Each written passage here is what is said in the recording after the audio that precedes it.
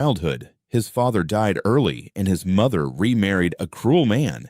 Every day, his stepfather would beat and insult Tuka without mercy, while his mother just sat watching TV, completely indifferent. The man's laughter as he struck Tuka burned itself into the boy's memory, a sound he could never forget. One morning on the school bus, that haunting laugh returned. It came from a boy named Odamata, who was teasing the class representative Sogu, trying to get her phone number. No one dared to stop him, and even the teacher pretended not to see. Tuka once dreamed that if he stood up to bullies like that, he'd finally be admired, but deep down he knew he was invisible, just another background character. Still, when Odamata went too far, Tuka couldn't hold back and quietly told him to return Sogu's book. Odamata turned and hurled insults at him, calling him worthless, then pulled in his muscular friend Takuto to intimidate him even more. But Takuto wasn't one for violence. He simply told Odamata to give the book back, because watching that nonsense was annoying.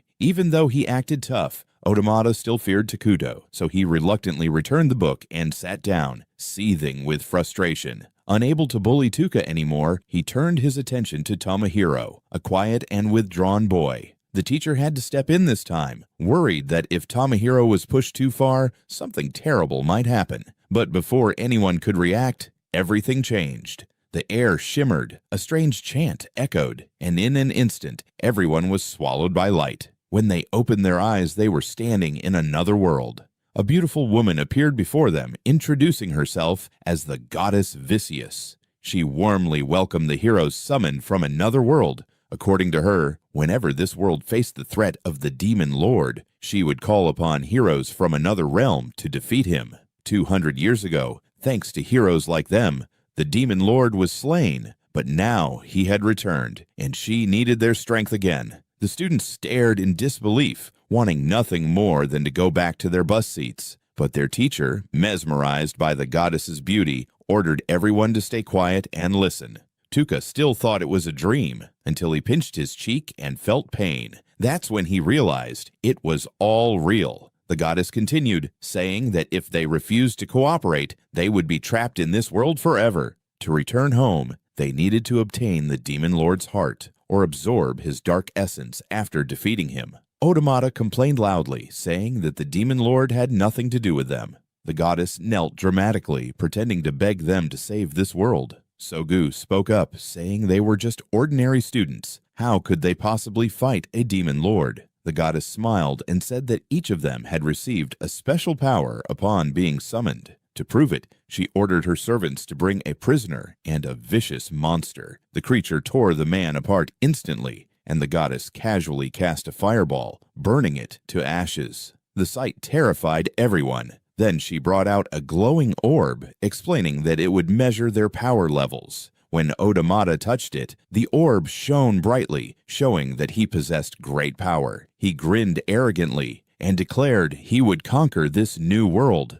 Next came Takuyu, and the moment he placed his hand on the orb, it exploded from overwhelming energy. The goddess was delighted, ranking him S+, the highest level. Sogu's results shattered the orb completely, another S-class hero. The goddess was overjoyed, saying this was her most successful summoning yet. Then came Tuka's turn. The orb flickered weakly with a faint purple light. The goddess's smile vanished. She waved him off, not even recording his result. Tuka stood silently, feeling that same sting of invisibility. Even in another world, he was still a failure. Suddenly, everyone gasped. Tomohiro, the quiet boy, had been revealed as the hero of darkness, blessed with the strongest power. A dangerous grin spread across his face. His time had finally come. After the assessment, the goddess declared that Tuka was the weakest among them and needed to be eliminated. Tuka froze, terrified, wondering if she meant to kill him. But the goddess said killing him now would shock the others, so she would send him to the ruins of abandonment, a labyrinth filled with powerful monsters. If he survived, he would be free. Tuka clenched his fists in anger, realizing the goddess had summoned him just to discard him like garbage. Takuto advised him to accept his fate so everyone could move on. Then Tomohiro stepped forward and placed a hand on Tuka's shoulder. For a brief moment, Tuka thought he was trying to comfort him, since he'd once defended Tomohiro from bullies.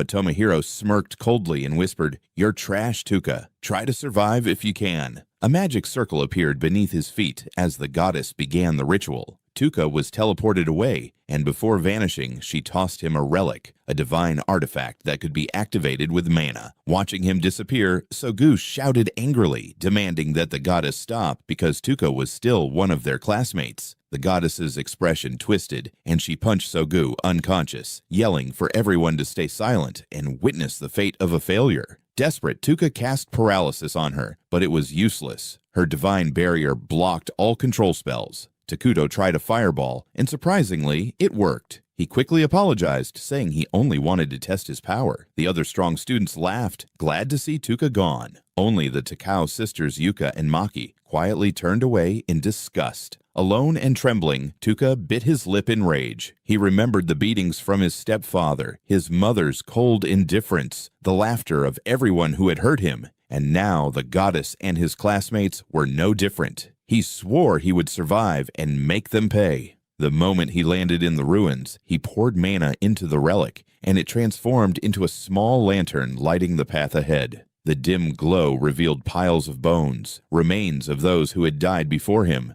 Suddenly, a monster appeared and attacked. Tuka ran for his life, knowing the lantern's light was attracting them, but if he turned it off, he'd be lost in darkness. He tripped and fell, heart pounding, anger burning inside him. Though weak and unarmed, he refused to die here. He gathered all his strength and cast paralysis. To his shock, the monster froze completely. It worked, even against a high-level creature. He kept running and encountered another monster, a flying demon bird. Despite its killing intent, Tuka used paralysis again, and it worked again. After 2 perfect hits, he realized it wasn't luck. His skill was guaranteed to land. Exhausted and low on mana, he used the last of his energy to cast poison, and that too hit perfectly. The goddess had lied. His so-called useless spells were absolute, but his body was at its limit. As the effect wore off, the first monster recovered and charged at him. Despair filled his heart. He saw the goddess's cruel smile, his classmates' contempt, his stepfather's laughter, all merging into one burning hatred. Tuka wasn't a hero or some chosen one. He was a failure, abused, betrayed, and left to die. But if he wanted to live, he would rise above everything and destroy all that stood in his way. From that moment on, Tuka Memori's brutal fight for survival in another world had truly begun.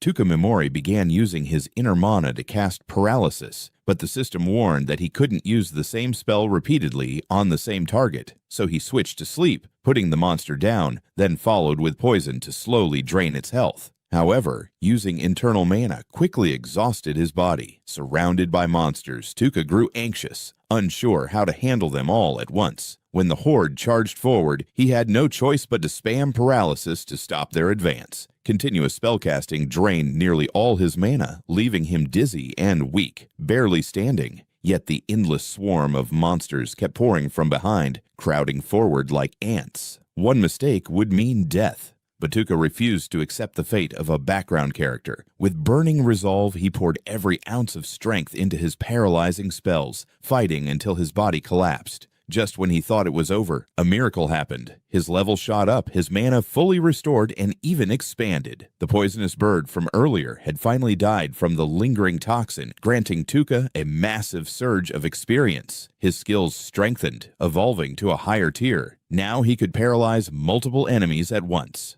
Within seconds, the entire horde stood frozen. Tuka realized that his magic only failed against the goddess Vicious herself, while for monsters, the success rate remained 100%. He calmly cast poison to finish them off, watching as the dungeon creatures became nothing more than walking experience points. As they fell one by one, his level continued to rise. Though stronger than ever, Tuka didn't grow careless. The ruins were still full of dangerous creatures, and he needed to find an exit first. The monsters, sensing his power, began to flee. Tuka picked up a ragged coat from the ground to keep himself warm. After a while, hunger gnawed at his stomach. He wished he had some beef to eat. Then he remembered the magic pouch the goddess had thrown to him. He poured mana into it, curious to see what it could do.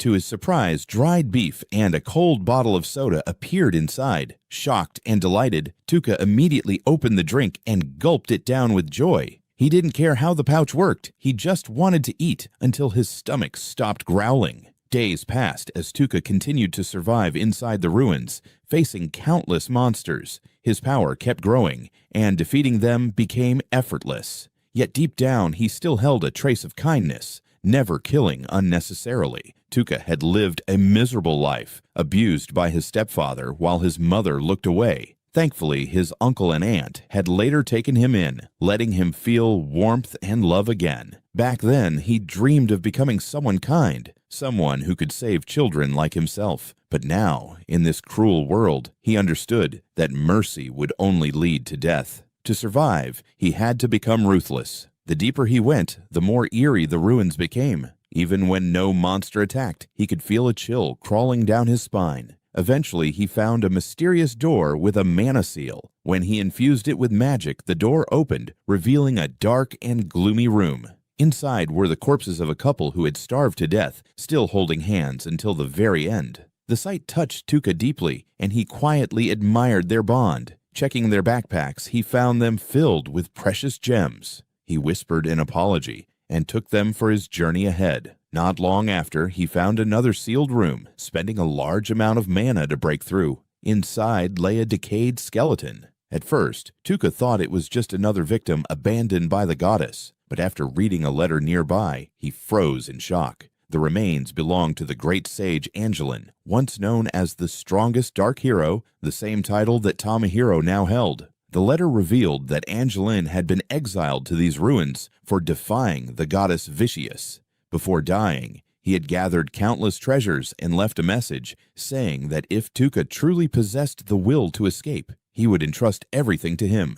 After reading it, Tuka's hatred for the goddess burned even hotter. She was no better than the demon lord himself. In Angelin's bag, he found a forbidden grimoire filled with recipes for potions, tools, and magical devices. There was also a page of ancient runes Tuka couldn't read. He believed this would become his trump card to one day defeat the goddess, so he respectfully took the book with him. The letter also warned about a terrifying creature called the Soul Eater. It had slaughtered all of Angelin's companions, proving its power was beyond any ordinary monster. As Tuka walked on, he saw more human bones scattered around, confirming the warning was real. After a long journey, he finally reached a massive door leading to the surface, but to open it, he needed a special item. Based on Angelin's notes, Tuka deduced that only by defeating the Soul Eater could he obtain it. That meant the monster was close. Very close. Tuka wasn't sure he was strong enough to win. Even Angelin had fallen to it. But thinking back on how far he'd come, how much stronger he'd grown, he felt a faint hope that this time he might stand a chance. Then a gigantic face emerged from the shadows right where he hid. It was the Soul Eater. Before Tuka could cast paralysis, it fired a beam of energy, grazing him.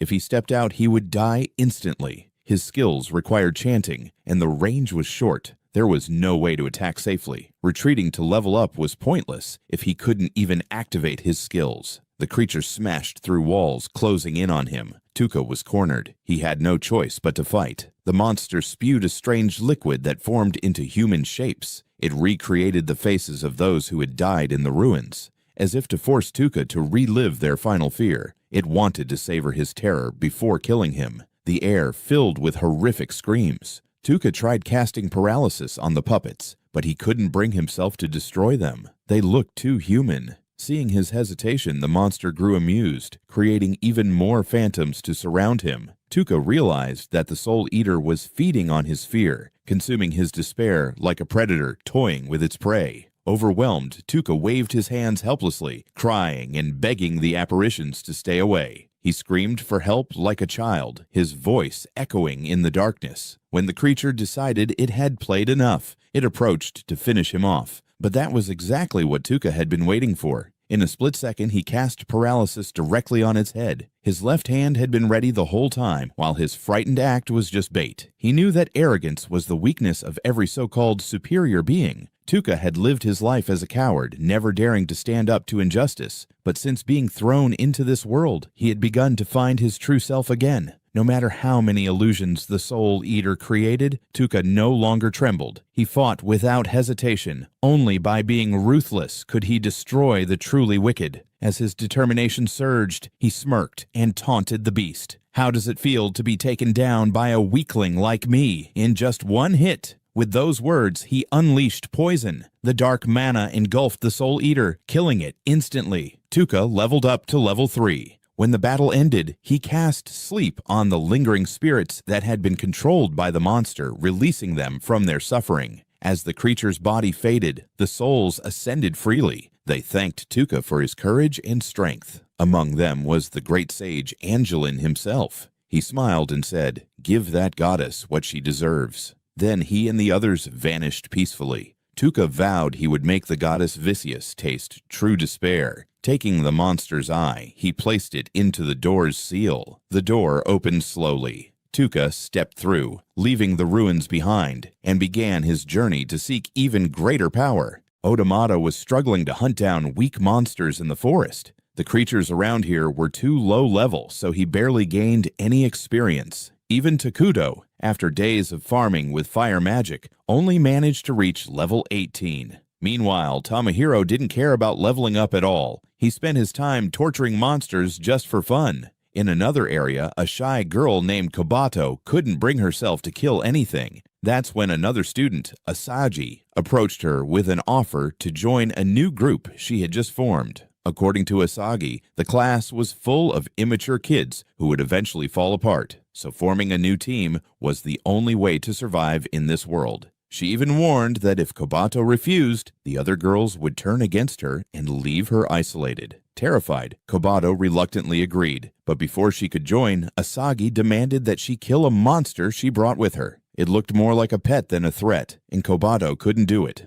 Asagi taunted her, saying that if she didn't, the goddess would eliminate her just like she did Tuka. Trembling, Kobato finally killed the creature, becoming part of Asagi's group, but the guilt tore at her heart. She remembered how Tuka once saved an injured cat, a moment that had deeply moved her, and now she hated herself for taking a life. Meanwhile, Sogo finally woke up after days of being unconscious. Her stomach still ached from the punch that the goddess had given her, but she didn't care. The only thing on her mind was Tuka. She asked if he was still alive. The goddess Vicious pretended to cry, saying she too felt sorry for him, but insisted it was the law of this kingdom, and she couldn't disobey. The rules were made to weed out the weak and keep only the strong heroes. Vicious explained that while Sogu was unconscious, the class had been sent out to train and fight monsters, but some students couldn't even lift a sword, meaning they too would soon be eliminated. Furious, Sogu declared that she would never accept such cruelty.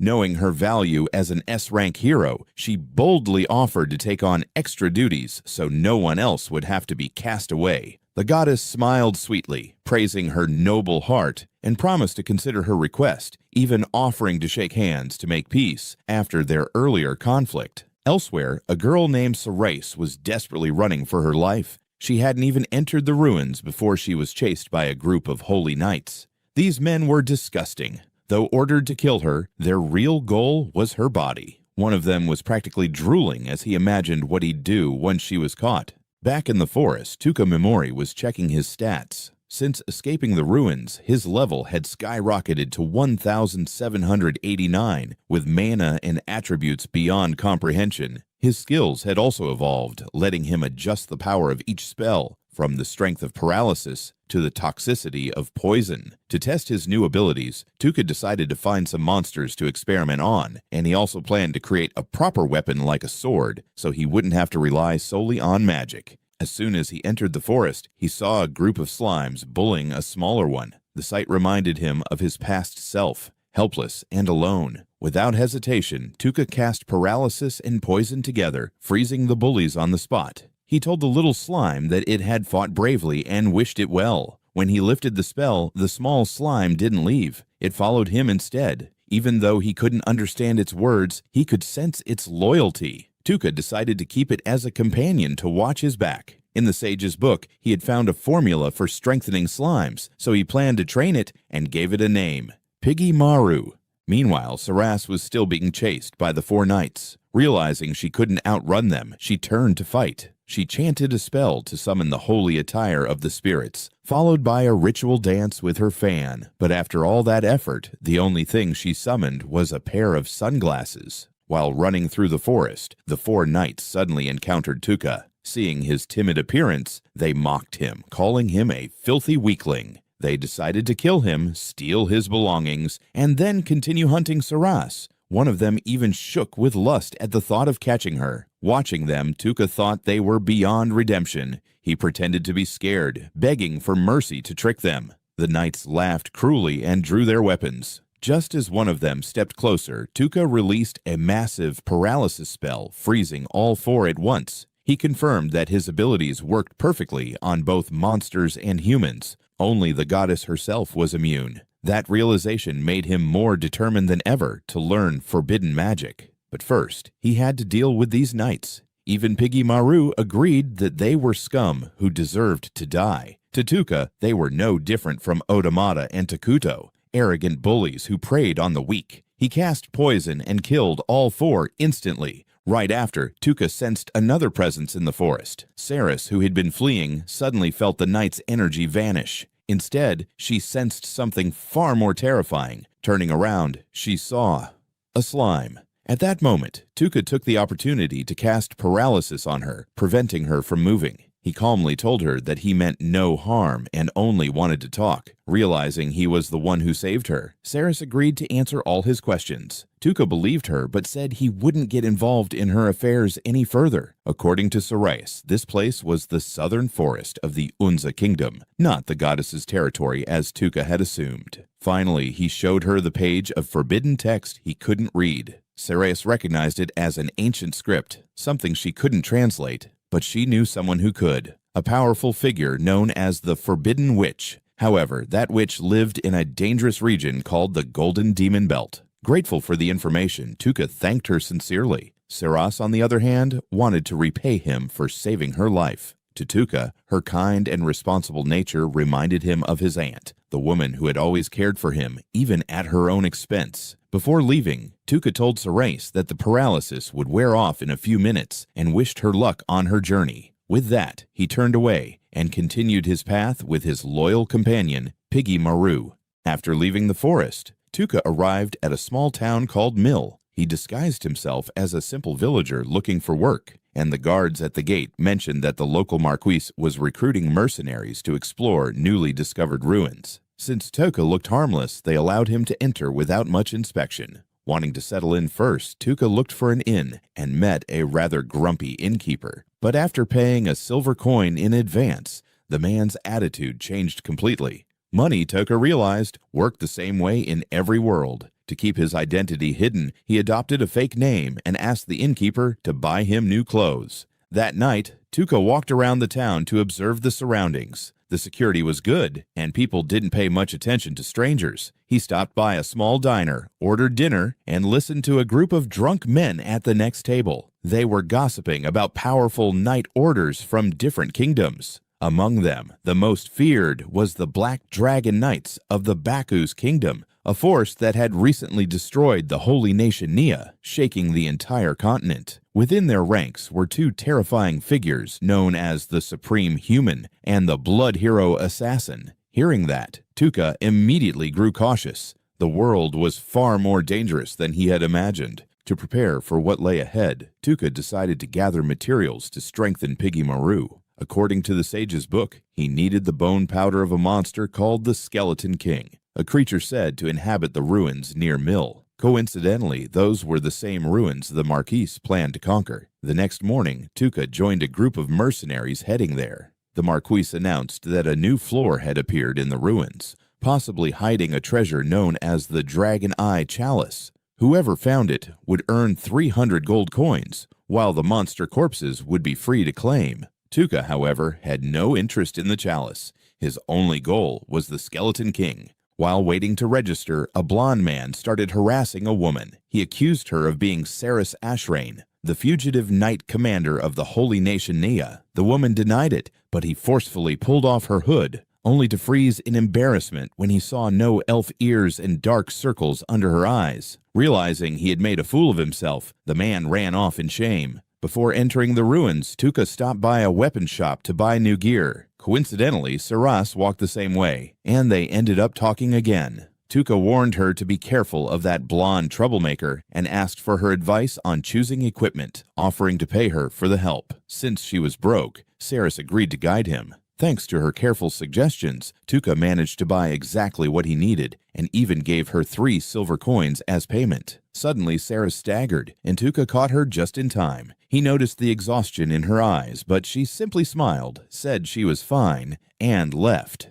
Later that evening, Tuka returned to the ruins to begin a new exploration. Not long after entering, he witnessed a group of mercenaries being chased by monsters. To Tuka, they were weak creatures. Just a few quick spells, and the beasts were dead. The others stared in disbelief, wondering who could kill such monsters with a single strike. Ignoring them, Tuka ventured deeper, focused on finding the Skeleton King. Along the way, he ran into the same blonde man and his gang again. They were plotting to hunt down Saras, kill her, and feed her body to monsters, though 2 of them clearly had even filthier intentions. Hearing this, Tuka stepped forward and called them worthless trash. The gang turned furious and charged at him, but Tuka raised his hand, pretending to beg for mercy, only to cast paralysis and freeze all 3 where they stood. Looking at them, he remembered his cruel stepfather and heartless mother. Punishing scum like this gave him a strange sense of satisfaction. The blonde man tried to threaten him, claiming he'd get revenge one day. Tuka laughed coldly, saying, "From where you're going, that's impossible." He walked away, leaving the paralyzed men for the monsters to devour. After a long day of fighting, Tuka finally reached the lowest level of the ruins. Exhausted, he decided to rest before facing whatever came next. When he woke up, he encountered a team of professional mercenaries led by a woman named Lily. They explained that monsters had been dying in strange ways, and the entire place felt cursed. Fearing danger, Lily decided to retreat and invited Tuka to join them, but he politely declined. In truth, those strange deaths were his doing. He had deliberately created an atmosphere of fear to drive others away and explore alone. Deeper inside, Tuka entered a vast chamber where the Dragon-Eye Chalice rested on a stone altar. Beside it stood a massive stone dragon, seemingly lifeless. But Tuka knew better. Without hesitation, he cast paralysis to immobilize it, then unleashed Poison Curse. The dragon's body turned black, cracked apart, and crumbled into dust. The chalice was beautiful, but it wasn't what he wanted. Just then, Saris arrived. She explained that she had been delayed by a horde of monsters. Tuka smiled and handed her the chalice as a gift. Shocked, Saris refused such a valuable treasure, but Tuka insisted, saying it was a small token to cheer her up after so many sleepless nights. Though she knew he was bluffing, she was touched by his words. Tuka admitted that his true goal wasn't the chalice at all, but the monster lurking on the lowest floor. Saris then offered to serve as his guard. She promised not to hold him back and to repay his kindness, even if it cost her life. Tuka accepted, letting her take the lead as they continued deeper underground. After several fierce battles, Saris demonstrated incredible swordsmanship, cutting down a golden-eyed beast with a single strike. Tuka was impressed and asked about the creature. She explained that golden-eyed monsters contained immense experience points, enough to level up quickly, but killing humans granted none. That explained why Tuka hadn't leveled up after killing the knights earlier.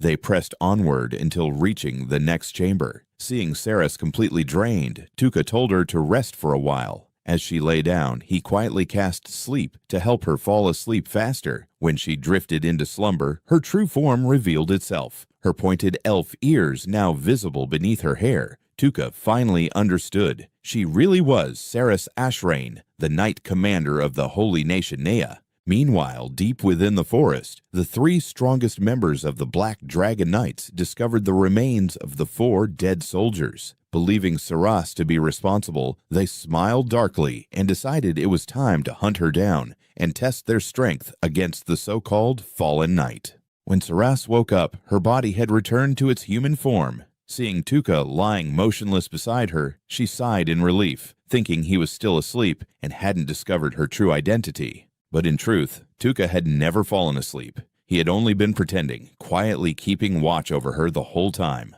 Once Saras seemed recovered, Tuka stood up, and together they walked toward the chamber where the final boss of the dungeon awaited. A violent tremor shook the ground, forcing them to step back. From the darkness, a massive figure emerged, the Skeleton King, the monster Tuka had been searching for all along.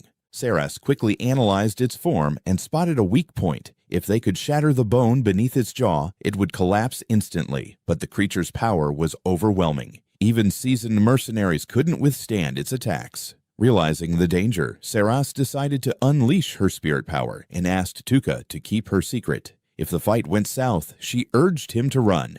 But Tuka didn't hesitate. As the monster roared forward, he instantly cast paralysis, nullifying its magic, followed by poison, which corroded its bones until it crumbled to dust. Saras stood frozen in disbelief at the strength she had just witnessed. Tuka, unfazed, calmly collected bone powder to craft enhancement potions for Pijimaru. Inside the monster's remains, he found a bundle wrapped in magic cloth, and inside it, a mysterious egg. He had no idea what it was for, but Pijimaru seemed oddly interested, so Tuka decided to take it along as a trophy. Meanwhile, Tuka's classmates were still struggling against lesser skeletons. One girl even lost her hand in battle. Fortunately, Sogu and the stronger students managed to protect the rest. Otamata, however, selfishly stole kills to gain levels, while Takudo unleashed fire magic recklessly, nearly burning his own team, yet still bragged about reaching level 24. Back in town, Saras returned with the Dragon Eye Chalice, stunning the mercenaries around her. Tuka, uninterested, quietly walked away. Saras chased after him, saying there would be a reward ceremony tomorrow, and she planned to stay for the night.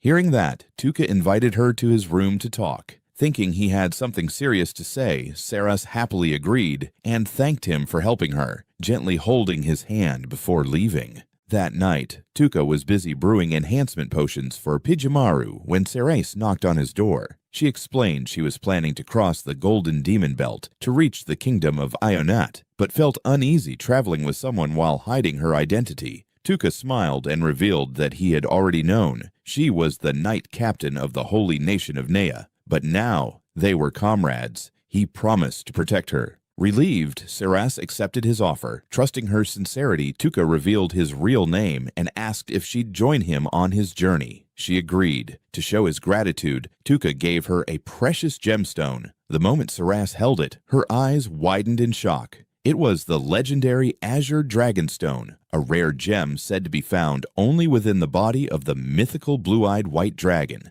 Its value far surpassed that of the Dragon Eye Chalice everyone coveted. Panicked, Saras tried to return it, but Tuka tossed it back to her, insisting it was now hers. She could even throw it away if she wished. With no choice, she accepted it, heart pounding with emotion. Later that night, she took a bath to cleanse herself after the long battle, smiling shyly as she thought, maybe Tuka didn't notice me earlier because I smelled from fighting all day. To her, Tuka was a genuinely kind person, someone she could finally trust.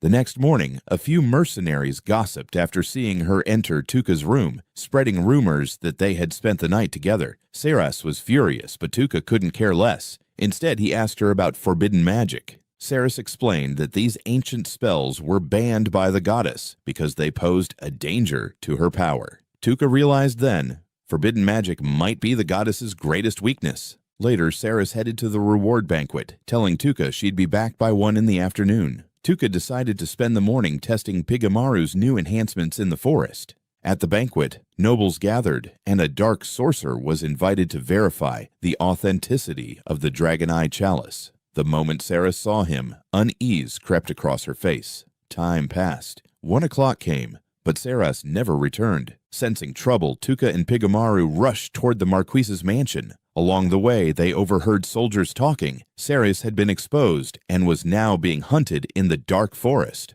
Above them, 3 dragon riders from the Black Dragon Knights flew past, chasing her. Realizing escape was impossible, Saras turned to face them. Channeling her spirit power into her sword, she struck down the first knight instantly, then the second, and finally the third, though weakened by a curse spell. But they were only bait to exhaust her strength. Her real opponent appeared soon after, Gizun, one of the 5 dragon knights. Without her spirit armor, Saras was quickly pushed back. Gizun sneered, saying his mission was to deliver her corpse to his master. Yet as his eyes roamed her trembling figure, lust replaced cruelty. He decided to enjoy her first.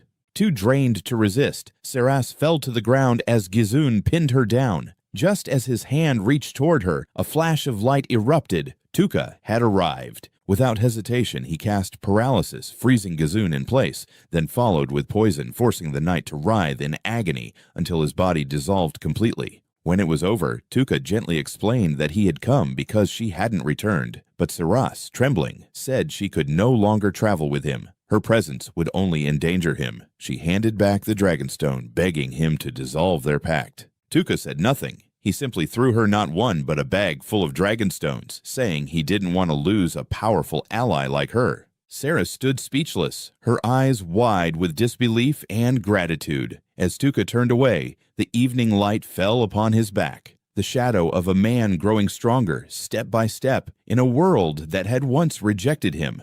When Saras woke up, Tuka suddenly told her to take off all her clothes, which, of course, shocked her completely. She froze, thinking he was just another pervert trying to take advantage of her. But the truth was the exact opposite. Tuka had actually prepared a new outfit for her, something simple and safe to help hide her identity so no one could recognize her. Realizing that, Saras blushed furiously, embarrassed for misunderstanding him. Tuka then shared his next plan. They needed to find the Forbidden Witch, someone who could conceal their identities for a while. During that time, he would study the ancient language and learn more about forbidden magic. Saras asked why he was going so far to help her, and Tuka simply said that her calm, gentle demeanor reminded him of his late aunt, someone who once showed him kindness when no one else did. Because of that, he couldn't abandon Saras when she was in danger. Hearing this, Saras finally felt at ease and agreed to travel with him. To gather more information, Tuka released the paralysis spell on Gizun so he could talk. Both he and Saras wanted to know who had ordered the hit on her. But before Gizun could speak, a flying sword pierced through him, killing him instantly. The ones who silenced him were none other than the 5 Black Dragon Knights. Tuka was ready to strike them all down at once, but they quickly escaped his range. Their leader, a white-haired man, introduced himself as Civet, known throughout the world as the Ultimate Human. Civet was a battle maniac, obsessed with fighting strong opponents. He even forced the king of Nier, Saras's homeland, to reveal her location just so he could challenge her in battle. Then, without shame, he revealed that the king himself had grown sickly obsessed with Saras's beauty. The old man paid the Black Dragon Knights a fortune to kill her and bring back her untouched body. Shocked and disgusted, Saras could barely believe what she was hearing. Even some of the knights pitied her fate, but money and duty bound them to their mission. Civet gave Saras a cruel choice: to fight for her life. He wanted to test her spirit power for himself, to see whether she was worthy to face him. Then he turned to Tuka, asking for his name. Tuka could feel the man's overwhelming strength, even greater than the Soul Eater's, but he forced a calm smile and began talking. Civet stayed alert, sensing that one careless moment could cost him his life. Through their exchange, Tuka learned that Civet only sought powerful foes, never weaklings. He even suggested that Civet should challenge the goddess herself, but Civet refused. The Dragon Knights were allies of the goddess and would never fight her. Still, he admitted he was interested in the heroes summoned by the goddess, believing some of them might be strong enough to entertain him. He also revealed that Saras's country was destroyed because she once refused to serve the goddess. In revenge, the goddess sent the Black Dragon Knights to annihilate her homeland. Hearing that, Tuka realized Civet was just another madman who lived only for battle. So he stepped forward and declared himself as Civet's future opponent. Tuka even claimed to be one of the summoned heroes and vowed that one day he'd become strong enough to defeat not only the Ultimate Human, but the goddess herself. Civet, intrigued by his courage, pressed for answers. Tuka explained that he had a special position among the heroes, granted freedom by the goddess as long as he survived the ruined relic trials. He was now heading toward the Golden Demon Belt to grow stronger, strong enough to crush both Civet and the false goddess who had deceived him. Civet burst out laughing, thrilled by the thought of a real challenge, and promised Tuka a proper duel one day. However, he refused to let Saras go free. She was still marked for death. Tuka immediately objected, saying Saras was his guide and protector on his journey to the Golden Demon Belt. Without her, his mission would fail. Amused, Civet laughed again and changed his mind. He agreed to spare both of them and ordered his men and every mercenary nearby not to touch Tuka or Saras. Then he turned to leave.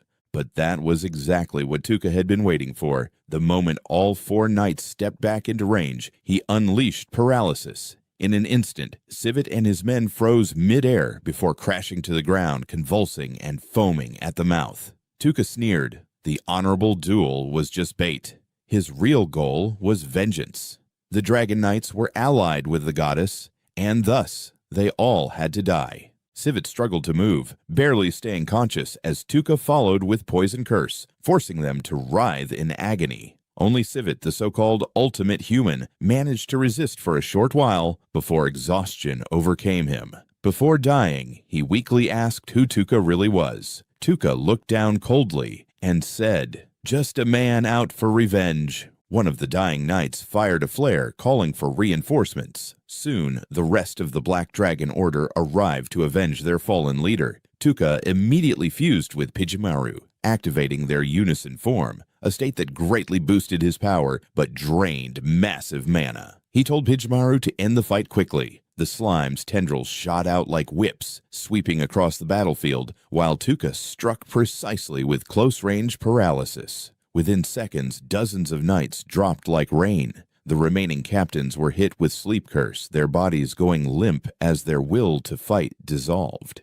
After burning through nearly all his mana, Tuka gained new abilities. Berserk Mode, which drove enemies insane, and Dark Veil, which blinded them completely. He tested both on the paralyzed captains without hesitation, calling it justice for the trash. When the battle ended, he eliminated every last knight. Afterward, Tuka turned to Saras and thanked her for staying with him. With the Dragon Knights destroyed, no one would be coming after her for now. Saras, deeply moved, thanked him in return for giving her the courage to stand against her fate. She couldn't help but notice that sometimes Tuka's expression looked kind and gentle, nothing like a man consumed by revenge. Then Saras mentioned the 5th Dragon Knight, said to be even stronger than Sivit, known as the Bloody Hero Slayer. Tuka suddenly remembered killing a man riding a massive black dragon earlier on his journey. Saras was stunned, realizing Tuka had already taken him down too. Meanwhile, back at the goddess's army camp, class leader Sogu and the other summoned heroes were still grinding levels. After a long time, Sogu noticed she hadn't learned any new skills. Just then, one of the goddess's attendants, a woman named Nayatan, arrived with a message. Odamata, arrogant as ever, tried to talk back, but she silenced him with a single punch. She ordered everyone to return to Alien, the royal capital, to begin their next phase of training. That night, Tuka shared his story with Saras, everything he'd gone through since coming to this world, and vowed to crush anyone standing in his way. Understanding his resolve, Saras offered her full strength to aid him. Tuka warned her that his path was one of revenge, not justice, but Saras smiled and said she would still follow him, because if Tuka believed it was right, that was enough. Satisfied, Tuka nodded, trusting her completely. Together, they set out toward the Golden Demon Belt, ready for whatever awaited them next. The goddess's subordinates arrived to inspect the ruined labyrinth. They quickly noticed that the crystal at the entrance had turned pitch black, a clear sign that something massive had happened inside. Yet, none of them realized that Tuka had single-handedly wiped out every monster within. Their foolish commander shrugged it off, deciding it wasn't worth reporting. After all, no one had ever returned alive from that place before. Meanwhile, Tuka and Saras had returned to town, resting for the night before continuing their journey. As they wandered through the streets, Tuka's eyes caught sight of a strange item, the mask of the Fly King. He looked oddly intrigued, as if the mask itself might play a role in his future plans. The merchant explained that the Fly King had once ruled a demon island, fighting against evil until he was exiled by the demon lord.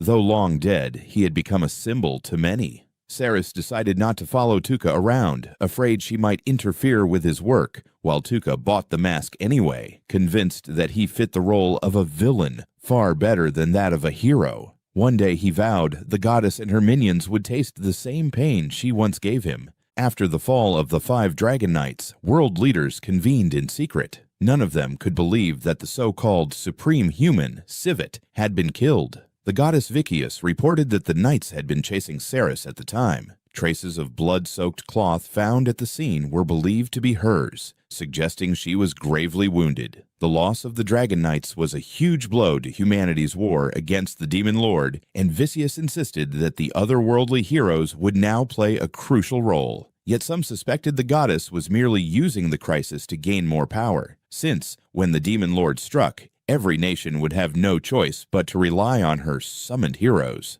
Still, the council agreed that Saras was likely the culprit behind the knights' deaths. Just then, guards burst in with news. A group had come forward claiming responsibility. They called themselves the Asen Curse Society, a cult of sorcerers. On their journey, Tuka and Saras passed by a massive arena known as the Blood Colosseum. Saras explained it used to be a training ground for mercenaries, but had since turned into a cruel blood sport where slaves and fighters were forced to battle to the death for the crowd's amusement. As night fell, the two rented a room at an inn. To save money, Sarah suggested they share a room, and though Tuka hesitated for a second, he eventually agreed. Saras blushed but muttered that it would be fine. During dinner, two mercenaries nearby were gossiping. They claimed Saras had single-handedly wiped out the entire 5 Dragon Knights in the dark forest. Saras almost choked on her food. The men continued, saying that a mysterious group had taken credit, the same Asen Curse Society, who claimed to have cursed the knights to death. Tuka couldn't help but wonder if that group had some white-haired, blindfolded teacher leading them. Just then, the supposed members of the society swaggered into the tavern, loudly bragging about their great feat. Tuka smirked. Having someone else take the blame was convenient. Still, not everyone believed them. Many doubted the curse users were strong enough to kill the Dragon Knights. In their argument, someone mentioned a name, the Forbidden Witch, a dark elf who vanished 15 years ago. Supposedly, she was the only one powerful enough to defeat them. Hearing that, Tuka approached the mercenaries, offering to buy them drinks in exchange for more information. They told him that a famous blood gladiator once claimed to have met the Forbidden Witch, and if Tuka wanted answers, the arena was the place to go. By coincidence, that same gladiator walked into the tavern moments later, a beast woman known as Eva Speed, the strongest fighter in the Colosseum. Tuka wasted no time striking up a conversation. Eva immediately guessed what he wanted. He went straight to the point. He wanted to find the Forbidden Witch. Eva admitted she had been to the Golden Demon Belt before, but said she'd never met the witch. However, Sarah sensed through her spirit power that Eva was lying. Eva warned Tuka that the Golden Demon Belt was a deadly place. Normal people wouldn't survive 3 days there. Then she excused herself and left. On the way back, Saras confirmed that Eva had lied. Tuka was sure the woman knew exactly where the Forbidden Witch was hiding. Lost in thought, he realized he'd forgotten to buy food for Pigamaru.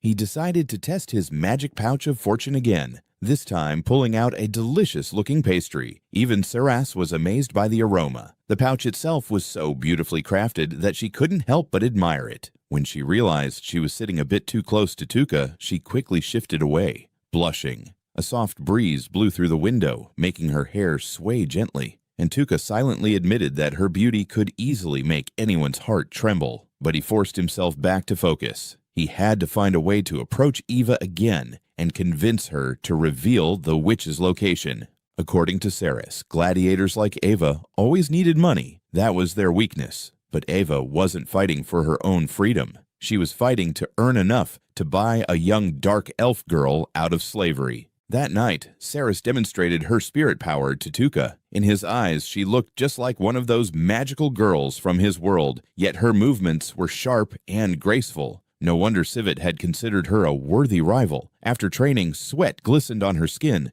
but she still insisted on teaching Tuka a few hand-to-hand combat basics. She stretched out her arms and told him to attack her. When he threw a punch, Saras smoothly dodged and twisted his arm behind his back. Suddenly realizing how sweaty she was, she blushed furiously, afraid Tuka might find her unpleasant. But he was too excited about the technique to notice. Later, Saras took Tuka's clothes to wash, and the faint masculine scent left on them made her heart race uncontrollably. In a brief moment of weakness, she brought the shirt closer to her face to take a quick sniff, only for Tuka to appear behind her. Startled, she dropped the shirt, but Tuka didn't notice. He simply asked where his clothes were, and Saras calmly replied she'd washed them together with hers out of habit. When Saras finally went to bed, Tuca stayed up studying his book of forbidden magic. Every now and then, he could hear her soft breathing. He thought she was a truly kind person, someone who always suppressed her feelings just to fulfill her duty as a guardian. But soon, she woke up again, worried he hadn't slept yet.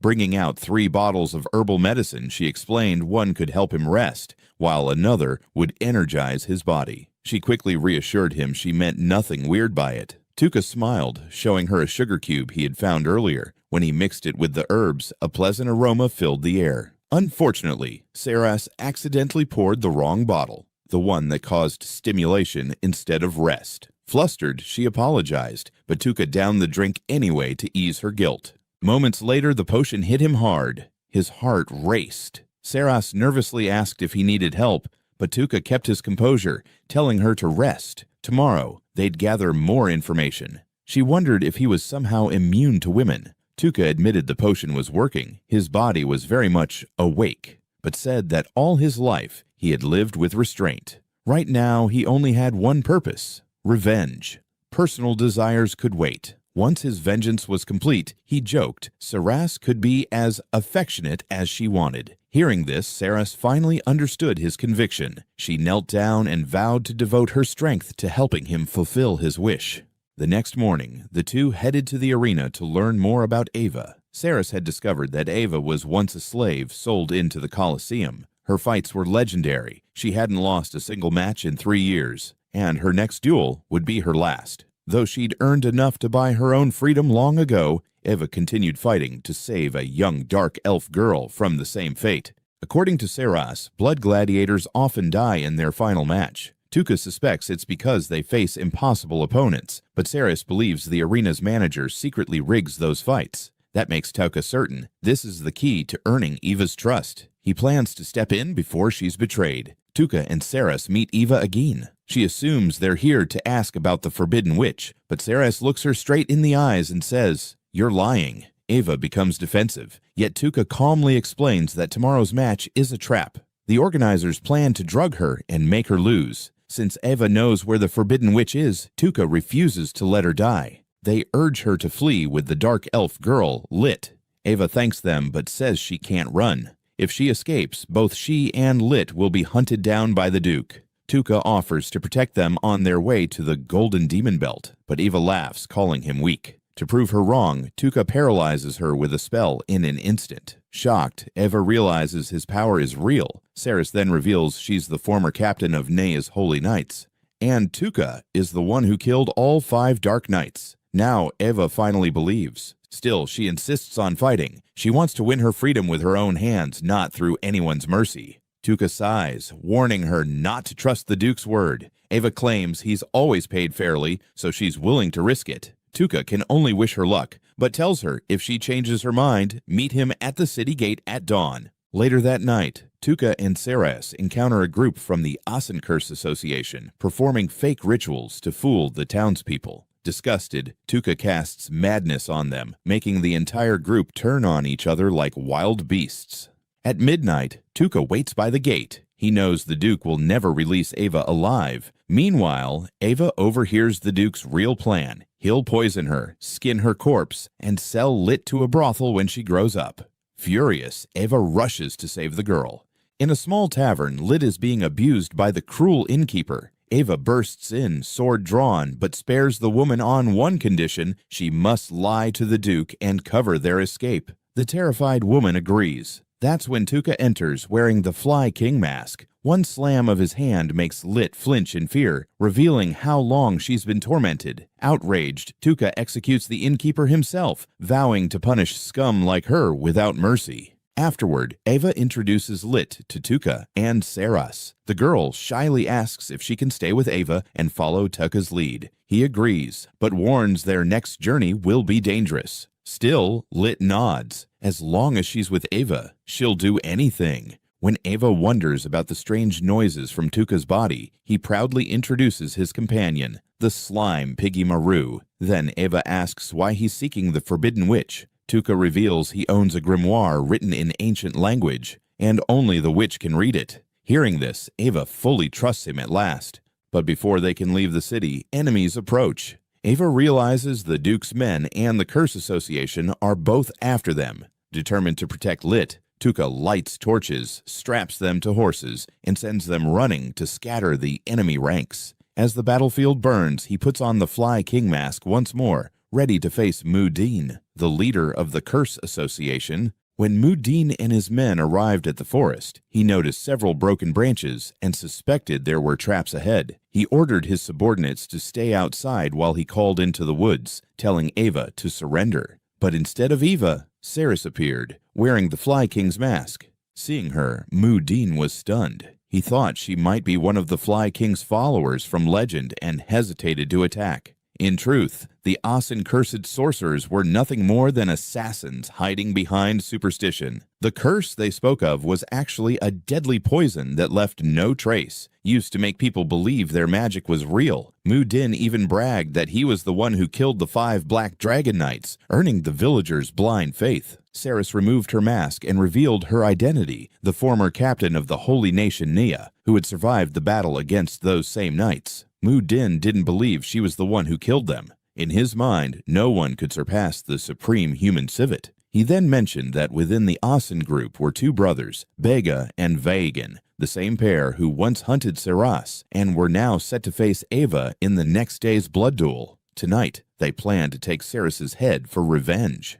As his followers surrounded the forest, Mu'Din sneered, claiming Ceres was too beautiful to kill. Instead, he wanted to bless her and make her bear his child. Ceres smiled calmly. She knew this was the signal for Tuca to strike. A flash of golden light burst out, blinding the entire group. At that moment, Tuca and Pigimaru charged in from the shadows. Slimy tentacles lashed out, paralyzing the sorcerers one by one. Tuca stepped forward and coldly told Mu'Din that all his backup forces had already been wiped out. He'd purposely set fake traps to keep Mu'Din outside while silently ambushing the troops in the rear. Now, with Poison Curse, he ended them all. Ceres praised the flawless plan, and Tuca thanked her for stalling long enough for him to finish the job. Tuca asked Ceres to protect Lit, while he and Ava would hunt down the Duke. Thanks to her sharp hearing, Ava quickly tracked their enemies' movements. She stood openly in the road, drawing the first wave of soldiers toward her, while Tuca struck from the shadows, using paralysis and poison curse to annihilate them in seconds.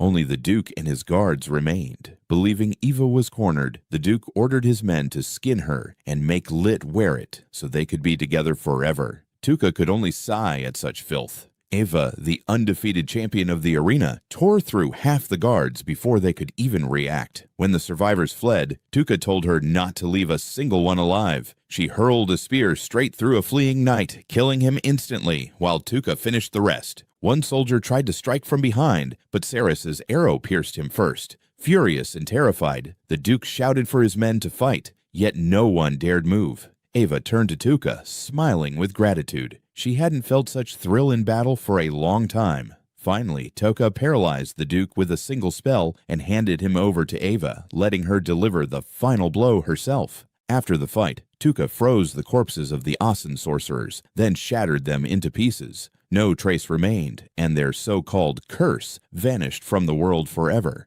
News of the massacre reached the kingdom of Unza. The king trembled when he learned the Duke and his army were gone, along with the entire Asin order. He had no idea how to explain this to the goddess. Meanwhile, Tuca's group sheltered inside a cave after a heavy rain. As Ceres changed clothes, Lit couldn't help but admire her figure, though Ceres just laughed and told the girl not to believe what people say about appearances. Later that night, Ceres urged Tuca to rest, joking that if he couldn't sleep, he could use her lap as a pillow. Tuca teased back that maybe she should be the one resting instead, making her blush furiously. Curious, Tuca asked what elf ears felt like. Ceres let him touch them, but the instant his fingers brushed her skin, she shivered uncontrollably. Flustered, she quickly changed the topic, asking if Tuca had feelings for Ava or Lit. Tuca smiled. Ava reminded him of his kind uncle, while Lit made him recall his own painful childhood. He only wanted to protect them, nothing more. Tuca admitted he was still a sinner chasing revenge, and told Ceres she could leave any time if she hated him. But she shook her head. She despised the goddess just as much and swore loyalty as his deputy commander. Touched by her words, Tuca promised he'd grant her one wish someday. The next morning, Tuka gifted Lit new clothes, making the girl beam with joy. Saris suggested that they name their group before heading out. She proposed the Fly King's Warriors, in honor of the mask Tuka wore, and everyone agreed. By evening, they finally reached the border of the Golden Demon Belt, a desolate land crawling with high-level monsters. At its center stood a massive dead world tree. Eva used her magic to project a glowing map pointing to a red mark, the rumored location of the Forbidden Witch. Before entering, Tuka clenched his fists. He thought time would dull his hatred, but every memory of the goddess still burned like fire. After this journey, he swore he'd return and make her taste true hell. The Golden Demon Belt promised danger, but also endless power. Even as a mere E rank, Tuka was determined to rise fast and close the gap with the other heroes. Elsewhere, the goddess's chosen warriors were also leveling up, but only slightly. To prepare them for the coming all-out war against the Demon King's army, she hired elite mercenaries to train them. Their next battlefield was none other than the Golden Demon Belt. After stepping into the Golden Demon Ring, Tuka and his group began their perilous journey. Even though the luggage was heavy, Lit insisted on carrying some of it, wanting to contribute to the team.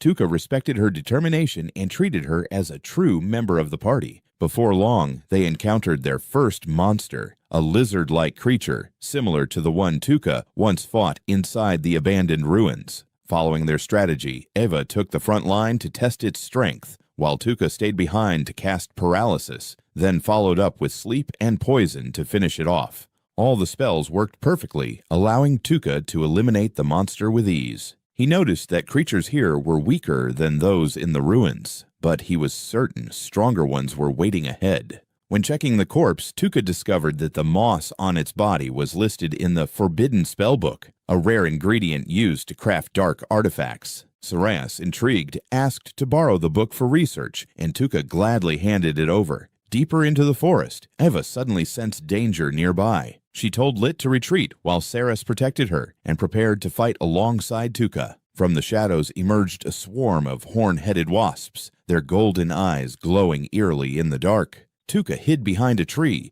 waiting for the perfect moment, then struck with paralysis and berserk, driving the entire swarm mad until they tore each other apart. After the battle, Tuka's level skyrocketed to 1,798. Eva was amazed by how quickly he analyzed and executed his strategy. Tuka then dissected the monsters to collect materials for Pigimaru's enhancement, but the slimy texture made the little slime shiver in fear. Suddenly, a powerful energy pulsed nearby. Pigimaru pointed to Tuka's backpack. The source came from the strange egg he had picked up in the dungeon. Moments later, it cracked open, revealing a gentle baby horse. Saras examined it and found a mana absorption organ on its back, proof that it was a rare magical beast. Tuka infused it with mana, and the creature immediately evolved into a majestic 8-legged black horse. He named it Sleipnir after Odin's legendary steed and welcomed it as their newest companion.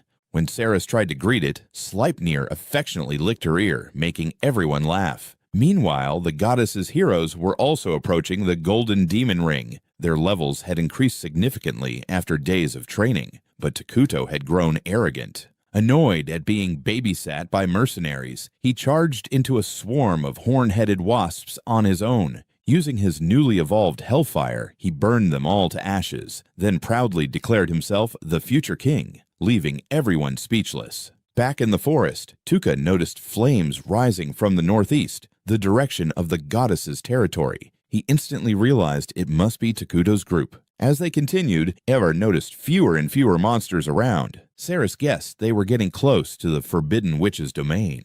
Tuka saw Lit walking quietly and asked if she was scared. The little elf shook her head and said Saras once told her, "As long as Tuka's alive, he'll protect us." That innocent faith touched Tuka's heart. He silently vowed to live up to it. After several hours, the group reached a narrow pass between cliffs, the final path leading to the Forbidden Witch. Everyone felt relieved. Eva smiled and said that once this journey was over, she wanted to live peacefully with Lit, growing vegetables and raising fish, far away from the blood-stained arena. But just then, a hidden monster appeared above them. Tuka shouted, "Wait!" Yet Eva had already swung her blade, beheading it in an instant. The kill was clean, but Tuka felt uneasy. Moments later, the monster's body began to glow, shooting a red flare into the sky, followed by a deafening roar. It was a signal, a call for reinforcements. Tuka pressed his hand to the ground and felt it tremble violently. Thousands of monsters were converging toward them. A massive battle was about to begin. Tuka still didn't know how to protect everyone from the massive army of monsters approaching. Even with all his strength, he didn't have enough mana to face them all at once. He had to come up with a plan fast. Ava decided to use herself as bait. She was quick, familiar with the terrain, and felt guilty for dragging everyone into this danger. Before heading out, she told Lit to obey Saras and Tuka, no matter what. But Tuka stopped her. He couldn't let Ava sacrifice herself. Her chances of survival were too low. Besides, she was carrying the only map that led to the Forbidden Witch. He took responsibility upon himself, declaring that he would fight to protect them all. Seeing Tuka walk alone into battle, Saras knelt down and begged him to return safely. Tuka simply smiled and said that if he died, she would take command. Then, he poured mana into Sleipnir, transforming the warhorse into its full form, and picked a perfect spot to make a graveyard for the monsters. Activating the Echo Stone, Tuka ordered Piggy Maru to sound the signal for battle. Slim released a high-pitched frequency that drew all the monsters toward them.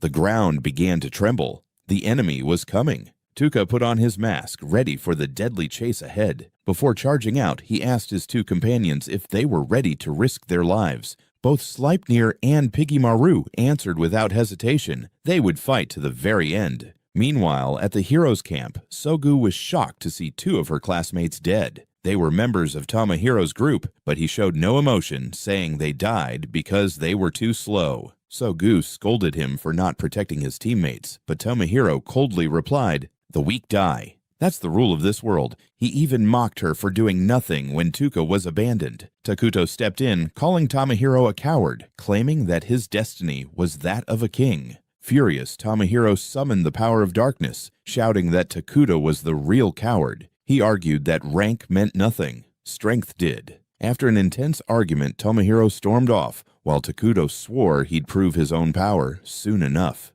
Back at camp, Sogu grew worried. Bato hadn't returned yet. Elsewhere, Eva decided to disobey Tuka's orders and go back to help him. She couldn't sit still while he faced an entire horde alone. For days, Tuka hadn't slept, using sleep magic to help others rest while he stood guard through the night. Ava knew if Tuka fell, their journey would end right there. Before leaving, Saras quietly confessed her love for Tuka, saying she would give her body and soul to him if needed. She begged Ava to save him, promising to protect Lit with her life. Hearing that, Ava smiled, nodded, and sprinted into the storm. Out on the battlefield, Tuka fused with Slim and unleashed his full power. First, he cast Berserk, driving the monsters insane so they tore each other apart.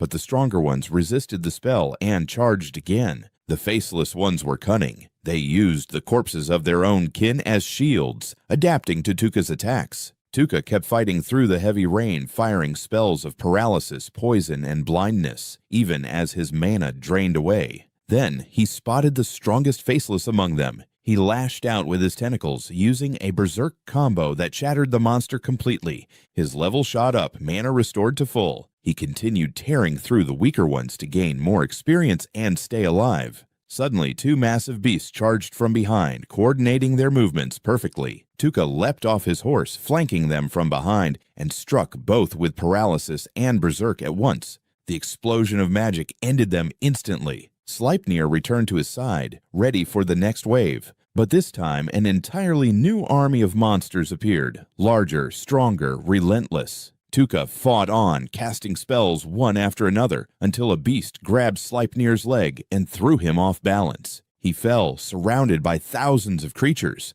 Still, Tuka and Slim didn't stop. They fought desperately side by side, as images of Saras, Ava, and Lit flashed through his mind. He couldn't die, not yet, not while they were counting on him. Elsewhere, Bato had just finished slaying a monster and crossed paths with Ava. Before they could speak, a girl named Itsuki from the hero class appeared, hurling a thunderbolt straight at Ava. Hit by surprise, Ava was paralyzed and lost her voice. Itsuki thought she was a monster and attacked to protect Bato. Even so, Ava stayed conscious long enough to realize the truth. These people were heroes, from the same world as Tuka. Lit was worried sick, afraid that Tuka and Eva might not make it back. But Saras reassured her that both of them were incredibly strong. They'd return for sure. At that moment, Eva was in a fierce fight against a girl named Itsuki, a skilled warrior with lightning powers. After being struck by her thunder skill, Eva's throat was injured, leaving her unable to speak and forced to defend herself. Fortunately, Itsuki's older sister Hiri arrived just in time to stop the battle. Realizing the misunderstanding, Hiri explained that Eva didn't seem like a monster at all. Her eyes carried warmth and emotion. Both sisters apologized to Eva for attacking her so suddenly. They also revealed that they were heroes summoned from another world. When asked why Eva was in this forest, she calmly replied that she was searching for her master. Hiri was shocked. "Your master survived against a face-eater. That's impossible." But Eva smiled faintly and said, "For my master, those creatures are nothing." And with that, she continued her journey. Meanwhile, Tuka was still surrounded by endless monsters. Even with his mana nearly depleted, he kept fighting, unleashing waves of paralysis, poison, and sleep spells with perfect precision. Piggy Maru and the Black Horse were exhausted, but Tuka refused to give up. After a grueling battle, he finally took down the last beast. His level shot past 2,000, but his stamina and health were nearly gone.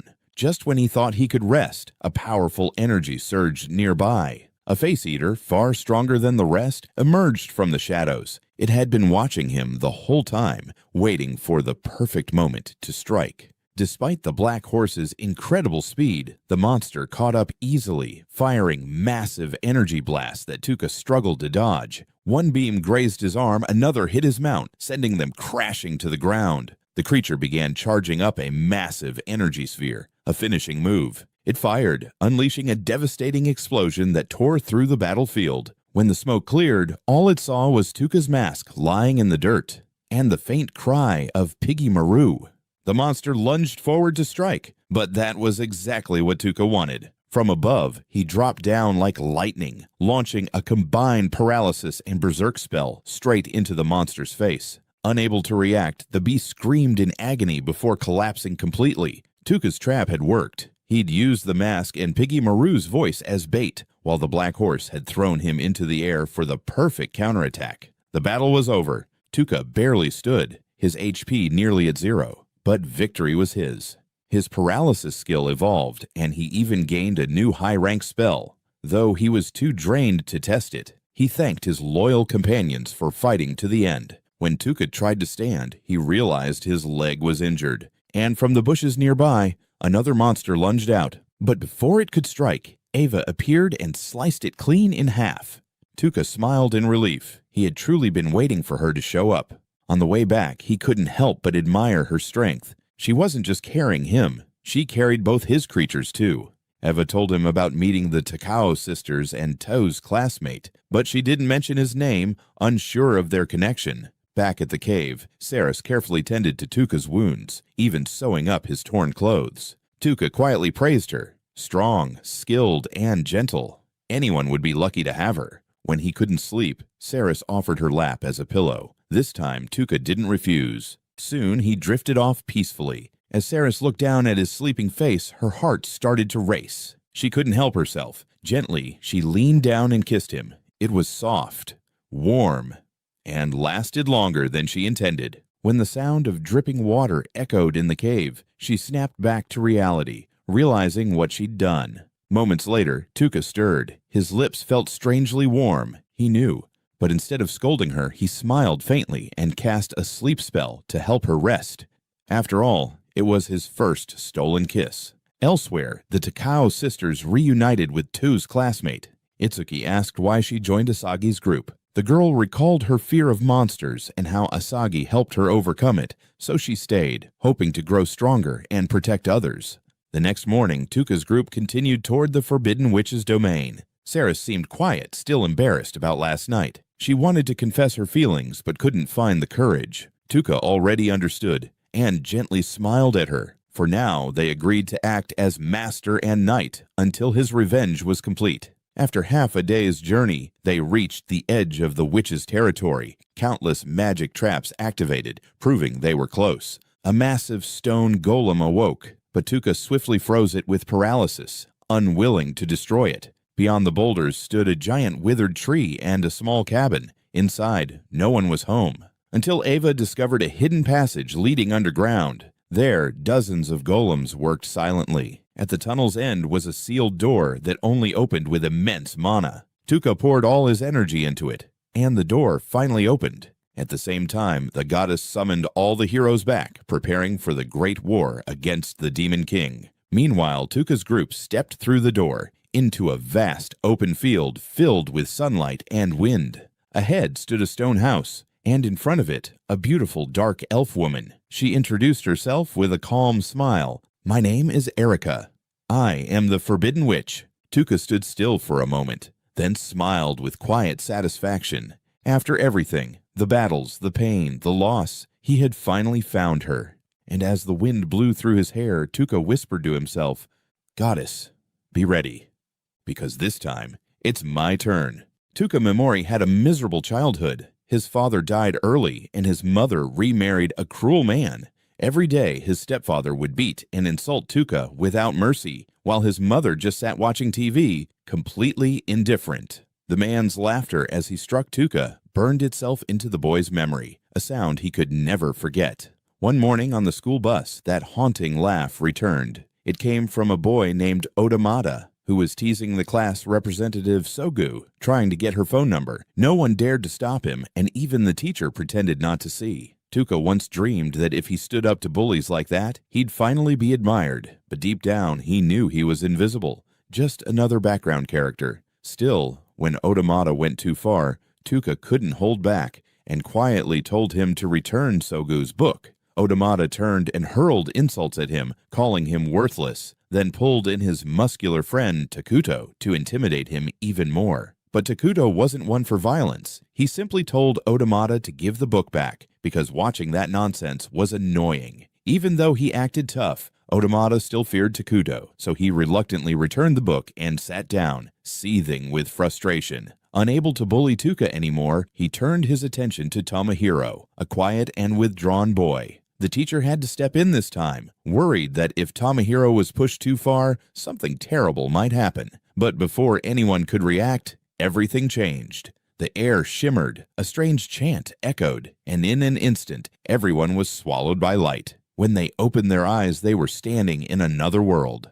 A beautiful woman appeared before them, introducing herself as the goddess Vicious. She warmly welcomed the heroes summoned from another world. According to her, whenever this world faced the threat of the Demon Lord, she would call upon heroes from another realm to defeat him. 200 years ago, thanks to heroes like them, the Demon Lord was slain, but now he had returned, and she needed their strength again. The students stared in disbelief, wanting nothing more than to go back to their bus seats. But their teacher, mesmerized by the goddess's beauty, ordered everyone to stay quiet and listen.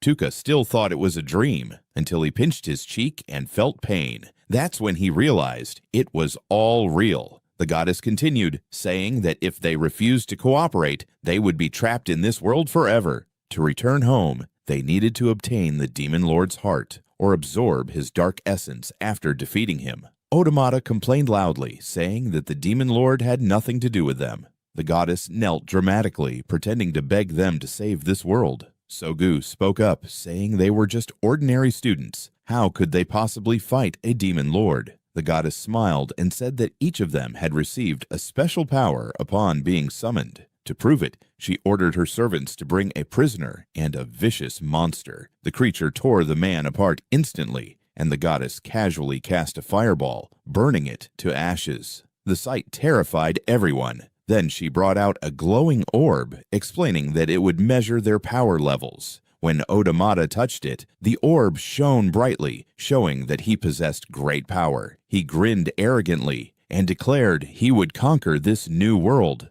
Next came Takuyu, and the moment he placed his hand on the orb, it exploded from overwhelming energy. The goddess was delighted, ranking him S+, the highest level. Sogu's result shattered the orb completely, another S-class hero. The goddess was overjoyed, saying this was her most successful summoning yet. Then came Tuka's turn. The orb flickered weakly with a faint purple light. The goddess's smile vanished. She waved him off, not even recording his result. Tuka stood silently, feeling that same sting of invisibility. Even in another world, he was still a failure. Suddenly, everyone gasped. Tomohiro, the quiet boy, had been revealed as the hero of darkness, blessed with the strongest power. A dangerous grin spread across his face. His time had finally come.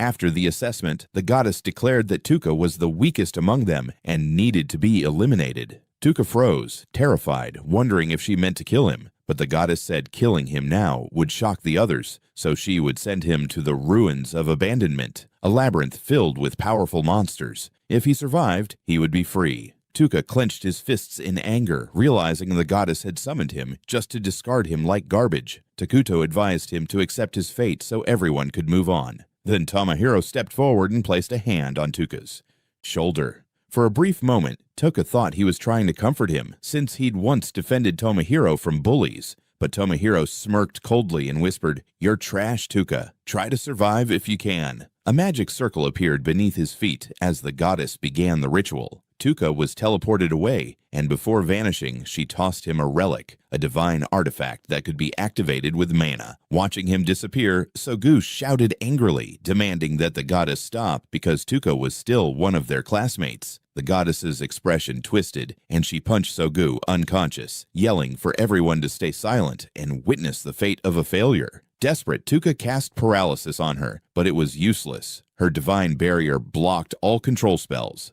Takuto tried a fireball, and surprisingly, it worked. He quickly apologized, saying he only wanted to test his power. The other strong students laughed, glad to see Tuka gone. Only the Takao sisters Yuka and Maki quietly turned away in disgust. Alone and trembling, Tuka bit his lip in rage. He remembered the beatings from his stepfather, his mother's cold indifference, the laughter of everyone who had hurt him, and now the goddess and his classmates were no different. He swore he would survive and make them pay. The moment he landed in the ruins, he poured mana into the relic, and it transformed into a small lantern lighting the path ahead. The dim glow revealed piles of bones, remains of those who had died before him. Suddenly, a monster appeared and attacked. Tuka ran for his life, knowing the lantern's light was attracting them, but if he turned it off, he'd be lost in darkness. He tripped and fell, heart pounding, anger burning inside him. Though weak and unarmed, he refused to die here. He gathered all his strength and cast paralysis. To his shock, the monster froze completely. It worked, even against a high-level creature. He kept running and encountered another monster, a flying demon bird. Despite its killing intent, Tuka used paralysis again, and it worked again. After 2 perfect hits, he realized it wasn't luck. His skill was guaranteed to land. Exhausted and low on mana, he used the last of his energy to cast poison, and that too hit perfectly. The goddess had lied. His so-called useless spells were absolute, but his body was at its limit. As the effect wore off, the first monster recovered and charged at him. Despair filled his heart. He saw the goddess's cruel smile, his classmates' contempt, his stepfather's laughter, all merging into one burning hatred. Tuka wasn't a hero or some chosen one. He was a failure, abused, betrayed, and left to die. But if he wanted to live, he would rise above everything and destroy all that stood in his way. From that moment on, Tuka Memori's brutal fight for survival in another world had truly begun. Tuka Memori began using his inner mana to cast paralysis, but the system warned that he couldn't use the same spell repeatedly on the same target, so he switched to sleep, putting the monster down, then followed with poison to slowly drain its health. However, using internal mana quickly exhausted his body. Surrounded by monsters, Tuka grew anxious, unsure how to handle them all at once. When the horde charged forward, he had no choice but to spam paralysis to stop their advance. Continuous spellcasting drained nearly all his mana, leaving him dizzy and weak, barely standing. Yet the endless swarm of monsters kept pouring from behind, crowding forward like ants. One mistake would mean death. But Tuka refused to accept the fate of a background character. With burning resolve, he poured every ounce of strength into his paralyzing spells, fighting until his body collapsed. Just when he thought it was over, a miracle happened. His level shot up, his mana fully restored, and even expanded. The poisonous bird from earlier had finally died from the lingering toxin, granting Tuca a massive surge of experience. His skills strengthened, evolving to a higher tier. Now he could paralyze multiple enemies at once. Within seconds, the entire horde stood frozen. Tuca realized that his magic only failed against the goddess Vicious herself, while for monsters, the success rate remained 100%. He calmly cast poison to finish them off, watching as the dungeon creatures became nothing more than walking experience points. As they fell one by one, his level continued to rise. Though stronger than ever, Tuca didn't grow careless. The ruins were still full of dangerous creatures, and he needed to find an exit first. The monsters, sensing his power, began to flee. Tuca picked up a ragged coat from the ground to keep himself warm. After a while, hunger gnawed at his stomach. He wished he had some beef to eat. Then he remembered the magic pouch the goddess had thrown to him. He poured mana into it, curious to see what it could do. To his surprise, dried beef and a cold bottle of soda appeared inside. Shocked and delighted, Tuca immediately opened the drink and gulped it down with joy. He didn't care how the pouch worked, he just wanted to eat until his stomach stopped growling. Days passed as Tuca continued to survive inside the ruins, facing countless monsters. His power kept growing, and defeating them became effortless.